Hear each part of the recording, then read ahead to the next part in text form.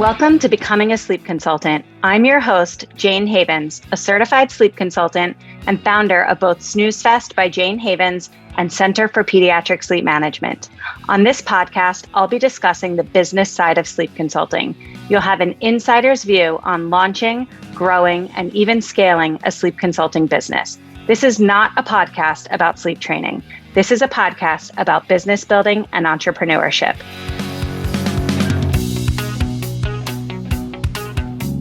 Today on the podcast, I'm joined by my husband, Jonathan Havens. I wanted to have him on to share what it's been like to watch my journey from getting certified as a sleep consultant to building a business that has grown far beyond what either of us could have expected. Jonathan has had a front row seat to the highs and lows of entrepreneurship, and I thought it would be interesting to hear his perspective, not just as my partner, but as someone who works in a totally different space and has supported me every step of the way. Whether you're in the early stages of building a business or you're trying to bring your partner along for the journey, I hope this episode gives you a little inspiration and maybe a few laughs as well. Jono, welcome back to the Becoming a Sleep Consultant podcast. This is going to be fun. Agreed. Let's do it. So let's go back to the very beginning. Do you remember what went through your mind when I first told you that I was thinking about becoming a certified sleep consultant? I vaguely remember us having some conversations about it. I remember being excited. I was happy that you seemed excited about it, and I was just kind of interested to see where it went. Okay. When I think back to it, I had been helping friends and family for years before actually deciding to turn it into a business. And I remember feeling a little bit nervous or insecure to admit that I was going to turn this sort of free service that I had been offering into a paid service. That was something that I was a little embarrassed about, if I dare admit. Did you have any sort of apprehension or nerves about me putting myself out there, saying that I was going to be charging people for this service or starting this new business? No, I think I was like, it's about time. You were so good at it. You really helped other people. I saw how our kids were beautiful sleepers and how anybody you talked to was just impressed that you were able to help them fairly quickly. So no, I don't think I got the sense of, nervousness around you turning it into a business. I was excited. I was like, all right, it's about time. Let's go. At the time, I was really just looking for something to do. I was looking for some sort of fulfilling activity to occupy my time and my brain while staying home with our two kids who were much younger at the time. Did you ever imagine it evolving into what it has become today? I didn't really understand the market. I knew that you had a sense, or at least I thought that you had a pretty good sense for it. But yeah, I don't know that I imagined it would be as big as it is and as prolific as it is. Yeah. There was a moment when I decided to create Center for Pediatric Sleep Management. I had already been supporting families through sleep training, and I decided to sort of take that leap and create a training program to support others as they navigated entering into this field. It was a pretty big step. Be honest, were you skeptical? I don't think so. Again, I figured if you were doing it, you thought there was a path there. And this idea of helping other people launch their own businesses, I always saw that you were this brilliant entrepreneur, and I saw how you built your business. And I kind of thought it's all related, but it's definitely a different phase of your journey. But no, I wasn't skeptical. I knew it was going to become something big, but I kind of didn't see the path. Yeah. Are there any moments that stand out to you as milestones in my business? I don't know if that's a hard question to ask. Maybe were there times when it felt like, wow, this is a really big thing? I think when you finalized your course and you launched it was a big moment. I think when you were helping your students launch their businesses, empower them to launch their businesses, and people who had been in other professions and then transitioned into this work full time. So it wasn't one moment, it's just seeing the community that you built, seeing that people have heard of you, right, will be out or our parents will be out somewhere and someone will hear, oh, that's your daughter or your daughter-in-law. It's not one thing, it's a lot of different things. Yeah. Has anything surprised you about the way that I show up in my work or, anything that you've seen behind the scenes that sort of stands out as interesting? Yeah, I mean, I definitely try not to linger when you're on discovery calls or you're talking to people about the course. But I have, because we both take calls in the car sometimes, or I'll be working at home sometimes, and I will see and hear how you're engaging with potential students and with clients. And it's not a different personality, but it's like this different muscle that I don't see you flexing in your everyday life. And I really enjoy it. I enjoy seeing how you interact with clients. It certainly gives me some ideas about how I can interact with my clients, maybe, in a better way. But no, it's just really a joy to watch and to see.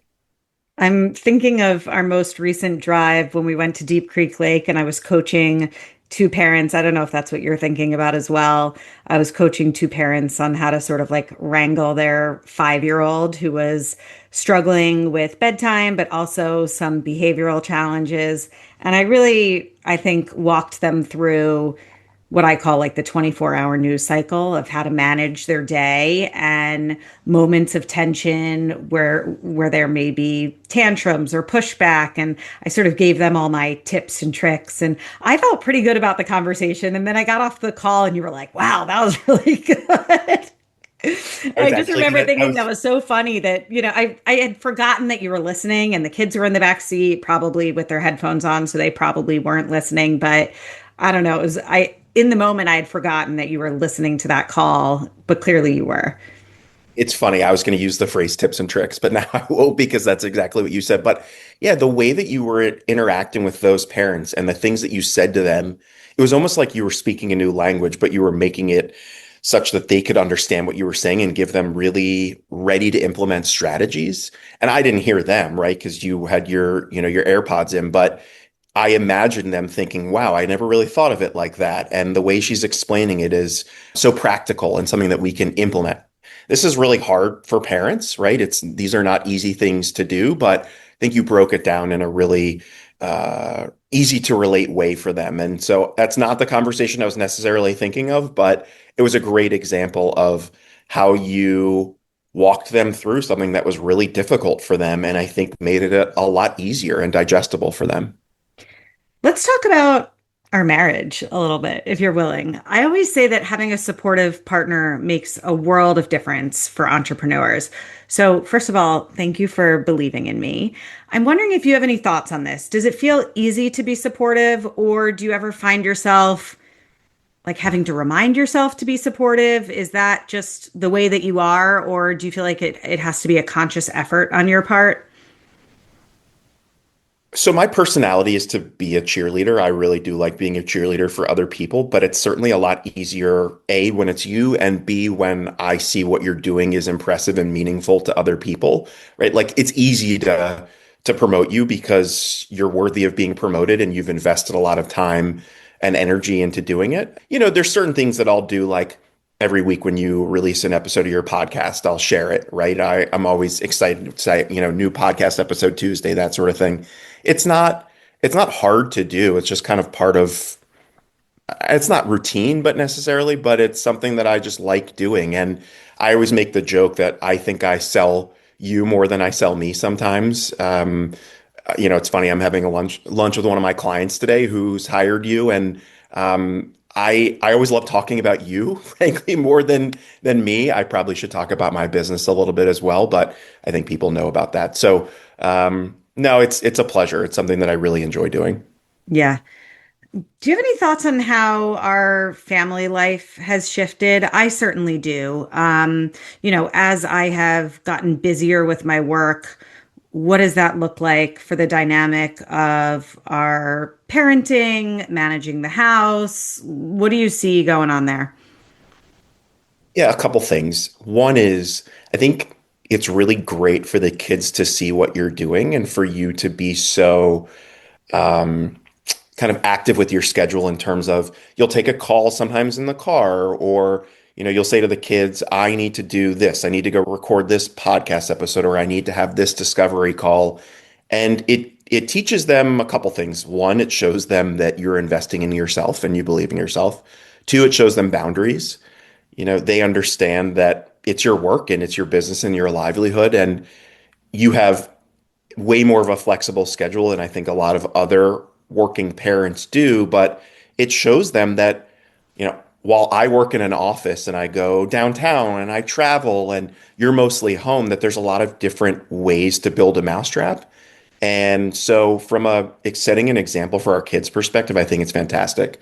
That's number one. Number two, I think it's given you this sense of self-worth and value. Look, I think being a stay-at-home parent is the hardest job, period. No ifs, ands, or buts. But I think, to your point, you started this because you were starting to feel like you wanted engagement with adults, rather than just with kids.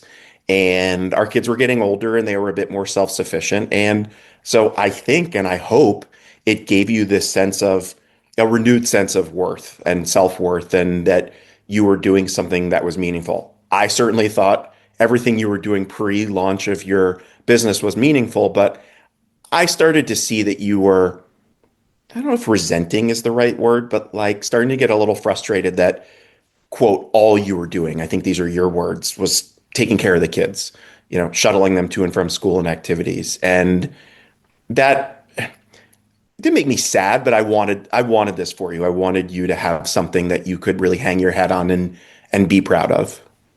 Well, thank you.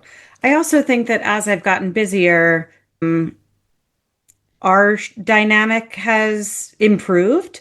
I like that we have smart things to talk about together, whether it's your work or my work or just, I don't know, adult things. When I was just primarily focused on the kids, I didn't feel like I had so much interesting conversation to make at the dinner table or, when we were winding down for bed. I felt like my life was a little rote and monotonous. And now I feel like I have so much more going on and both not just with work, but because maybe I'm feeling more fulfilled and more engaged in adult life, I just have more to share and I feel better about my day to day. It just leads to a happier life for me.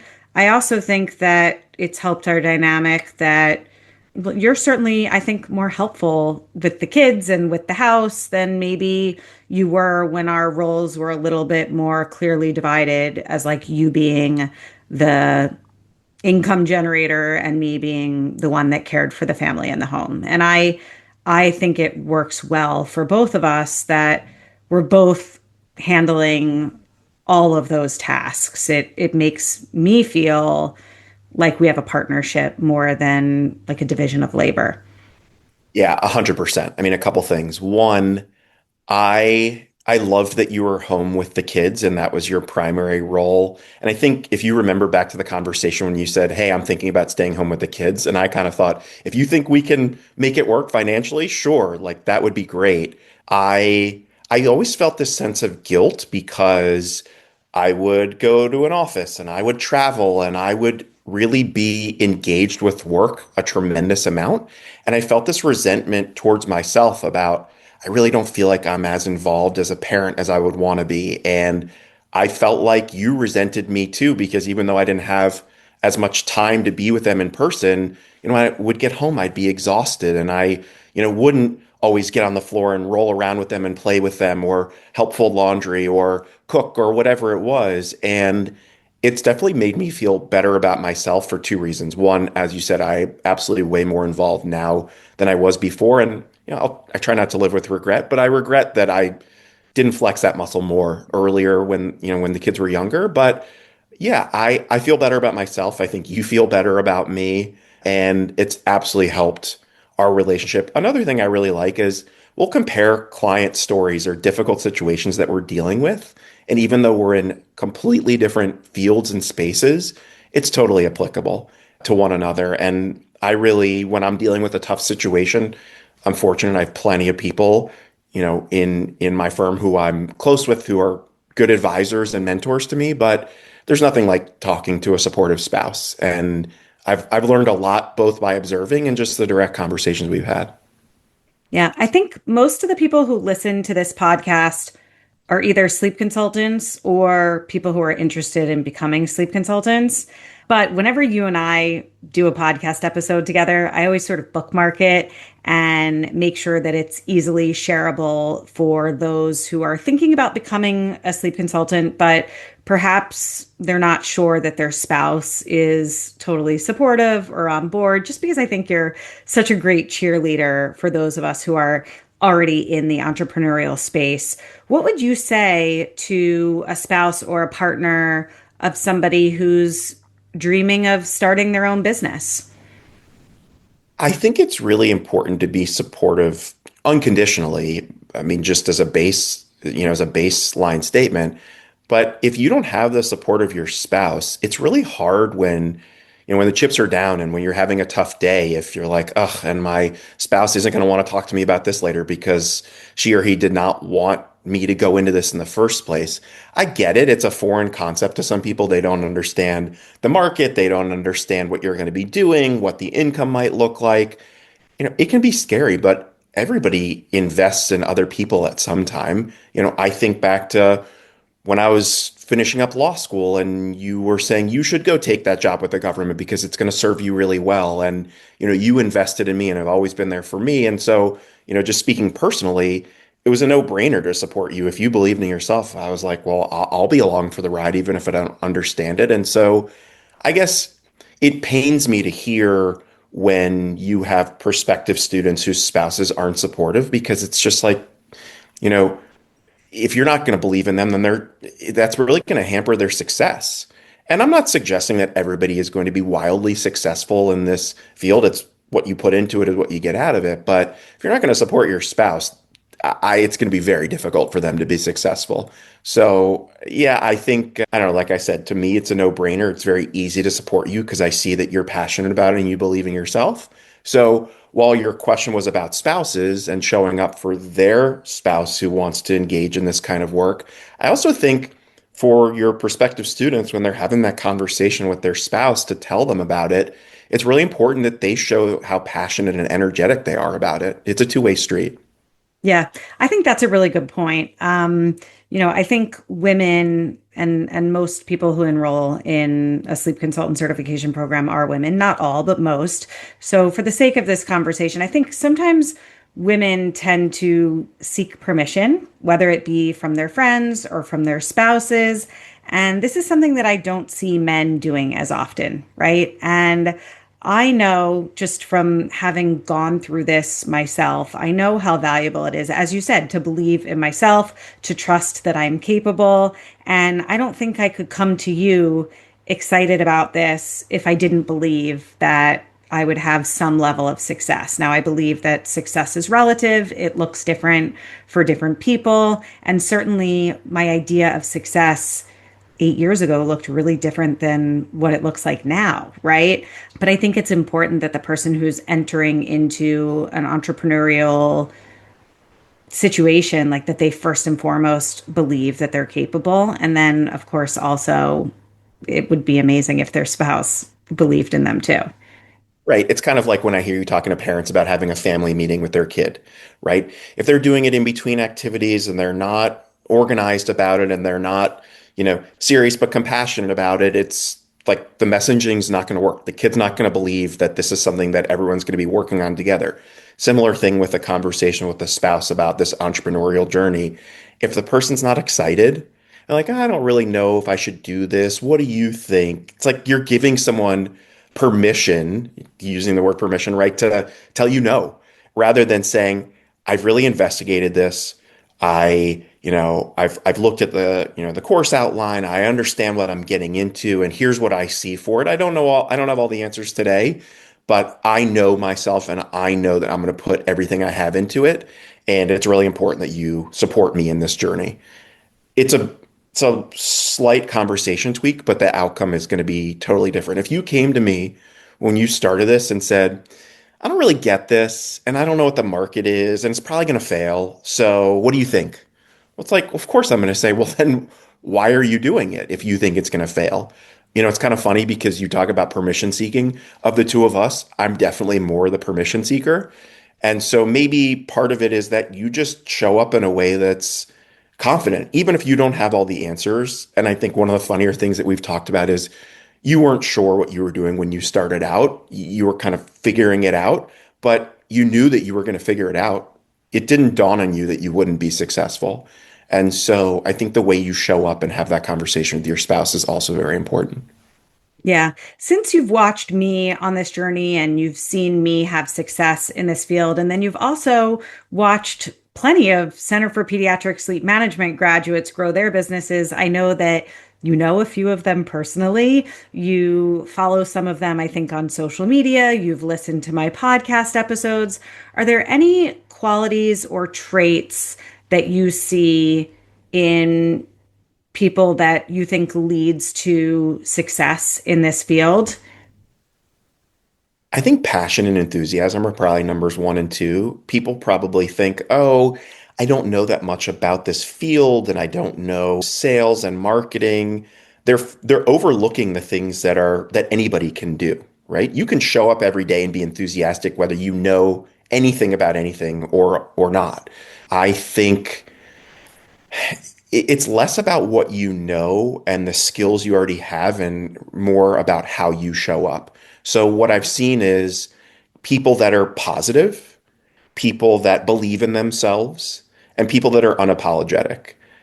It's not everybody has to understand what you're doing as long as you understand it and believe in yourself. It's not the smartest people in the room, right? We always talk about this. I'm rarely the smartest person in the room, but I know I will outwork and out hustle anybody, right? Had a nonlinear career path and I've always just kind of kept at it. Now I've had really good support mechanisms, so that's important too, but it's not about being the smartest or being the best salesperson. It's finding your community, finding your champions, and looking in the mirror and saying, I've got this. And even if I don't really feel like I have it, I'm going to call my business bestie or my support valve, and they're going to pump me up. So it's more about personality and how you show up than it is about knowledge and smarts, I think. I love that. I think that's a great way to wrap up. I hope that everybody who's listening today, whether you're already a sleep consultant, whether you're thinking of becoming a sleep consultant, I hope that this gave you the inspiration to push a little harder, keep going, decide that you're ready, decide that you're capable, decide that you can turn this into whatever it is that you want it to be. And I don't know, I really appreciate your insight. This was fun to do a second time. Always love being invited back.